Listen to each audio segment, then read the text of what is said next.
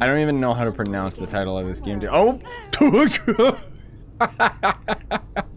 Well, that's what happens when they make the skip button the dodge button. Going into it, I knew that this game was a Souls-like, and I mean, I love Dark Souls, I love Elden Ring, I love my Souls-like games, so I thought I would give it a shot. Personally, for me, it was downhill immediately. The game just bombards you with tutorial text boxes explaining all of the controls at once, rather than just slowly teaching you through combat and example. Combine that with the fact that the game also just throws you like every weapon type immediately. I don't know which one's the better choice here, man. Like, I just started this game. How do I know if I want to use the hammer or the daggers? One positive thing I will say about the combat, though, is I do appreciate the ability to kind of mix and match different weapons and combos. And another thing that I think is genuinely really cool is your special abilities will actually end up using a weapon type that you might not even have equipped. Like, the first skill that I had used the sword and shield to do some big combo move, even though I didn't even have the sword and shield equipped. I think that is a fantastic feature that more games should utilize. It's just too bad that the combat just feels so clunky.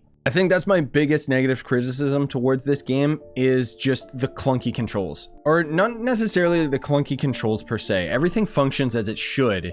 It's more so that you are forced to wait until your character's animation comes to an end before you can end up doing another action. So with combat, I totally get it. They want it to feel deliberate when you end up choosing to attack an enemy. And by forcing the player character to go through their entire attack animation, it leaves you vulnerable and makes you want to pick and choose when you should attack rather than just attacking all the time. But I think the biggest thing is that it didn't necessarily feel like this was a deliberate choice to make the combat more difficult, because I noticed that you had to wait for all sorts of animations to finish before you regained control over your character. Picking items up off the ground, you had to wait for the animation. Resting at a bonfire, you had to wait for the animation every single time. On top of all of that, if you still want to end up trying this game out and you are somebody who is more experienced at Souls-like games, I'd recommend going to the hardest difficulty, because I was on normal difficulty and I was able to beat the first boss on my very first try.